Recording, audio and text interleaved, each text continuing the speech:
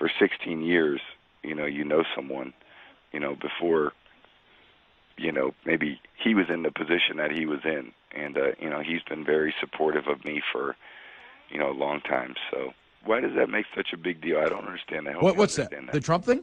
If you know someone and you're, it doesn't mean you agree with everything that they, say or do.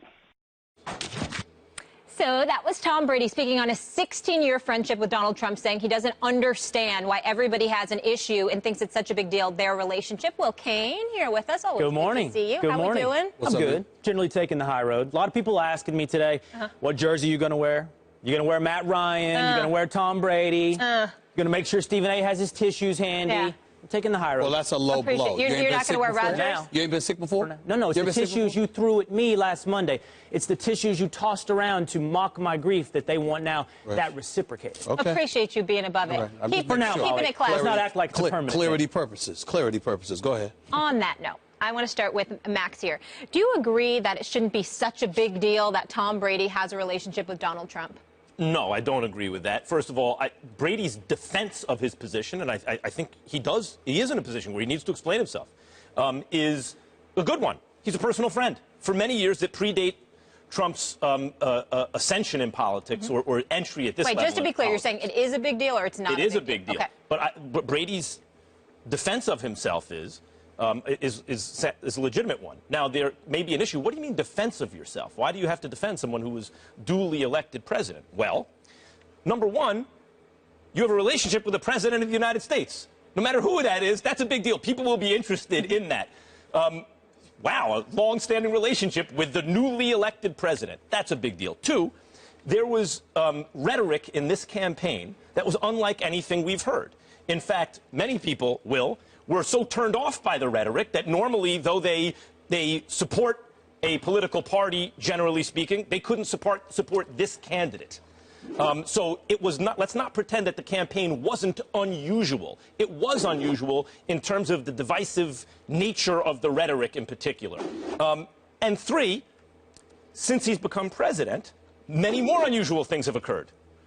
Public proclamations undermining NATO, publicly supporting or admiring at least Vladimir Putin, appointing a medical doctor head of housing and urban development, or someone who wanted to get rid of the Department of Energy, head of Department of Energy, or wanted to anyway, then Rick Perry comes out and admits he didn't know what it was. Like, those are unusual things. You can place value on them and defend them however you want, but they're highly unusual. So you have a long-standing relationship with the President of the United States.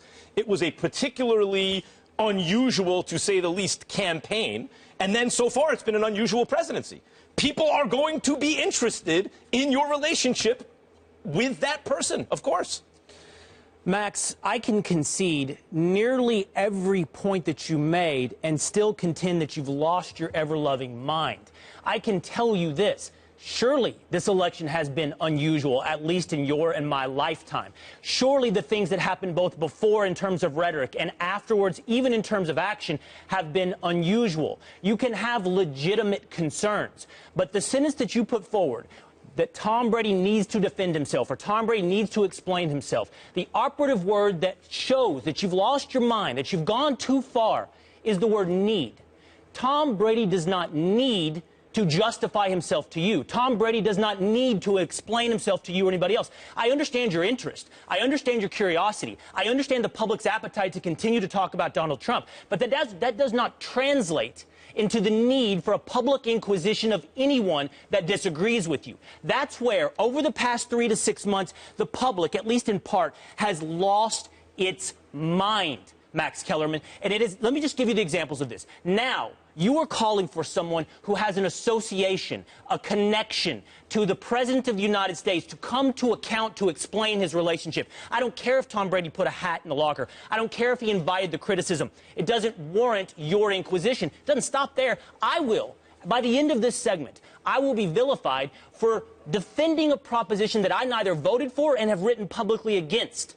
I did not vote for Donald Trump, and I have publicly written against it. But by the end of this segment, I will be made, or people will suggest I need to account for defending Tom Brady here. But yet, 1, 2, 3, it doesn't stop there. After the Women's March this weekend, where's Taylor Swift? There's a public outcry. Taylor Swift did not sufficiently show out her solidarity. She didn't show up at one of the marches this weekend. So we have gone from you cannot be connected to him, you cannot make a rational, perspective-based argument, to if you do not wholeheartly and fully agree with the dissent, then you, my friend, need to be pulled into the public square, and you need to come to account.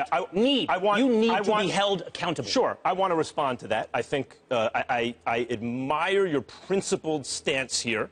The fact is, you publicly wrote against who is now the President of the United States and didn't support. 5 years ago. Right, and there are reasons. Way ahead of everybody else. Sure, and so you shouldn't be vilified for this perspective, because you're right, in addition to everything else, it's also a slippery slope.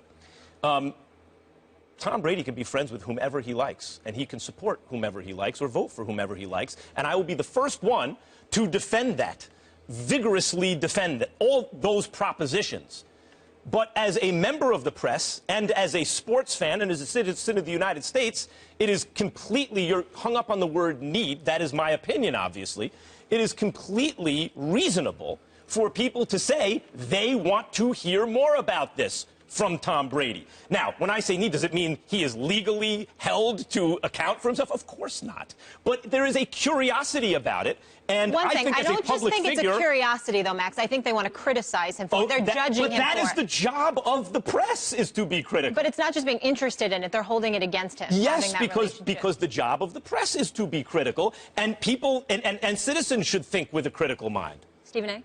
Go ahead. No, finish your point. As I said, the job of the press is not to find private citizens and then chastise them for their public views. The job of the press is not to even find celebrities and chastise them for their private opinions. The job of the press is to hold power to account. The job of the press is to look with skepticism and criticism at power itself. I will never deny you that standing in front of the President of the United States, whether or not he have a D or an R in front or behind his name, is the job of the press. It's not to take the quarterback of the New England Patriots and tell us why. Why must you have that hat in your locker? You're assuming the chastising, which may actually occur afterward, but they're simply asking questions. That's not chastising. We're not stopping at the asking of the question. Well, it depends how he answers.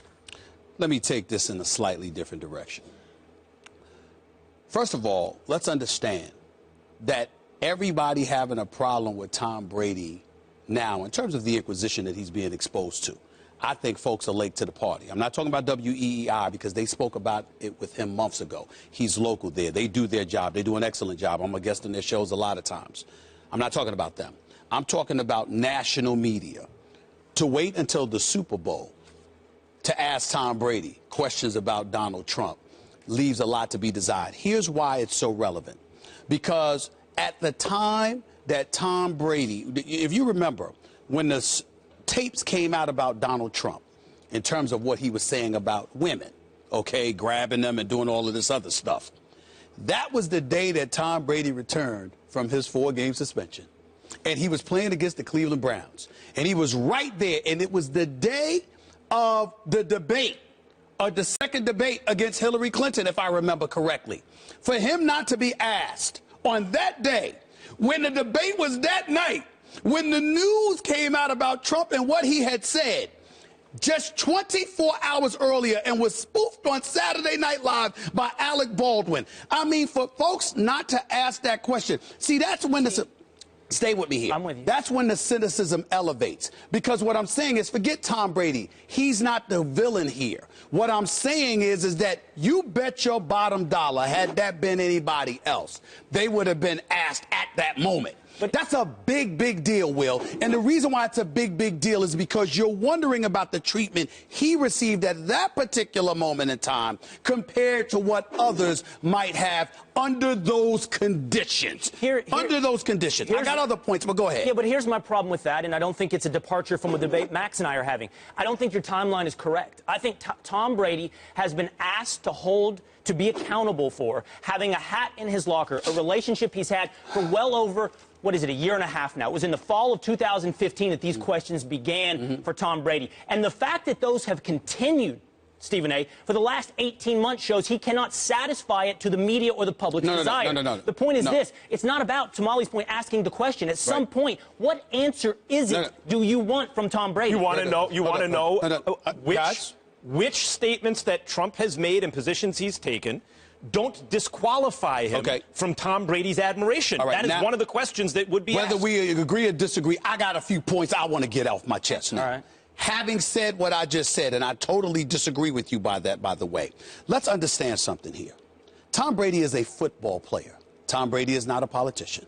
Tom Brady, as far as I'm concerned, can have whatever friends he wants. It's none of our damn business. Now, Trump being the president and spewing the rhetoric that he spewed, one might sit up there and look at Tom Brady and say, justify this, or justify the level of sensitivity that people may believe you don't have, because even though you're a football player, if they believe this man has been offensive to immigrants, if they believe this man has been offensive to women, if they believe this man has been offended to black folks, anybody else in that position might get asked, don't you care?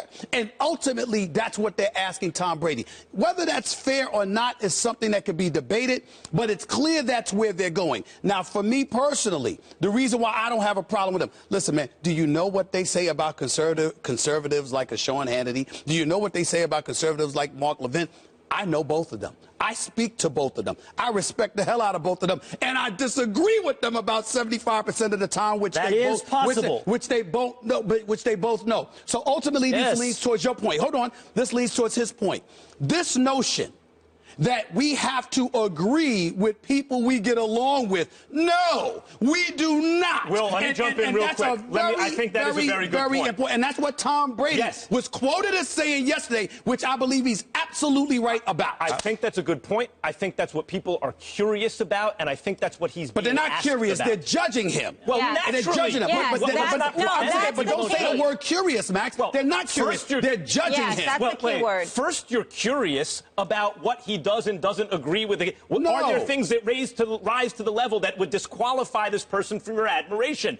If so, what are they? Stay right there. If not, what about these things? Will and Molly, let me take it to you this way.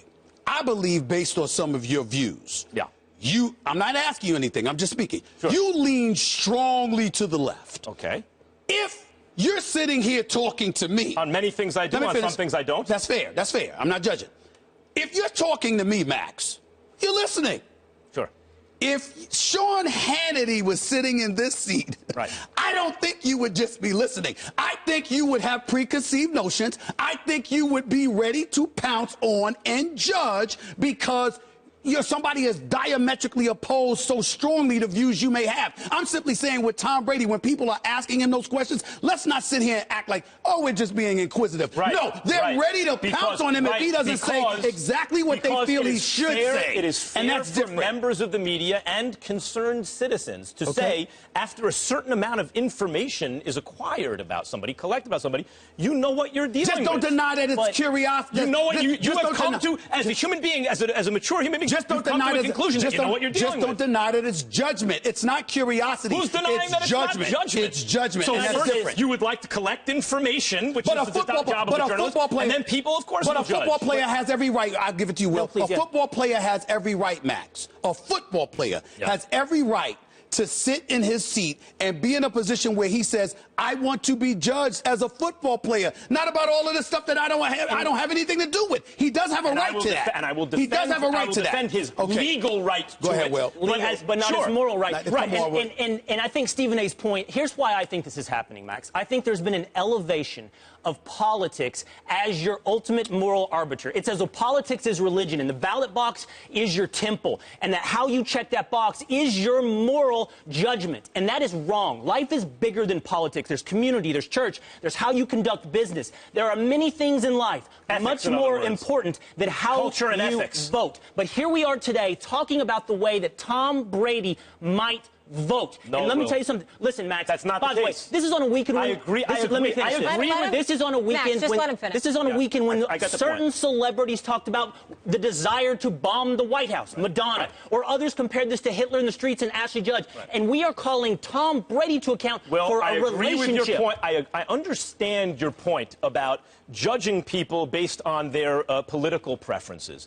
That's not what this is, and that's what makes this different, and that's the reason you didn't support the candidate or wrote against this candidate, is because it crosses merely ballot or political biases or preferences. It comes to decency and ethics, yes. And so it becomes a larger question when it comes to this president. I'm saying this. President. I promise for you, me, and others. You know, my past is well known. I've been in political analysis. I've been in debate for quite some time. I'm saying this not pedantically. I'm not saying this patronizingly. Sure. Let me tell you this, that if the goal of the movement against Donald Trump is to find heretics and find not converts and to find someone who is not extreme enough, it is a losing proposition. From Jacobins to the John Birch Society, you are on the wrong path. Your job is not to find Tom Brady and flog him. Your job is to persuade people to your side, and it's off to a horrendous start. I think that's a fair point.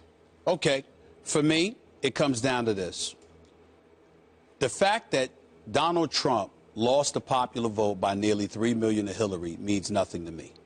When a presidential election, you know the game. It's the Electoral College vote. He got 304 of them. He only needed 270. He won fair and square. Over 62.9 million people voted for this man. And you do have people out there. I didn't vote for him, but you do have people out there who are thoroughly convinced. Anybody who voted for this man is sick, they're demented, they're lost, etc., etc. And by virtue of that, when they're asking everybody from a politician to an educated citizen to a football player about their support for this man, they are walking in there with preconceived notions about who you are and what you stand for because of what rhetoric he spewed during the election. We have to get to a point. Make that connection at all? I'm saying we have to get to a point where we have to ask ourselves, is it fair to generically make that connection? You can look at an individual because you're fair-minded. You can look at an individual and dissect the difference between somebody who supports him because of those reasons that you fear, or because of the economy, or because of other issues that they're concerned about. But a lot of people out there are not making that distinction. They're not drawing that schism. They're sitting there and they're lumping everybody. If you voted for him, this is who you are. You're xenophobic. You're racist. Tom Brady has rights as an American citizen and to be a private citizen. Especially since he's ignorant to the politics. When it comes to his political leanings, etc. However, he is a public figure, and it is publicly known that he did support or has a relationship with the President of the United States. Plausible. And it's an unusual president. But it is plausible. But it is plausible that their relationship is strictly on a golf course and involves sports. I have spoken to Donald Trump on several occasions. I have as well. It has never been about politics. It has never been about politics. It was always about sports. I didn't know what the hell I was going to hear from him until I saw him during the election. Sure. Yep, they were friends long before he ever got involved in politics. Appreciate you being with us. Got to be fair. A little bit later in the show. We got to be fair.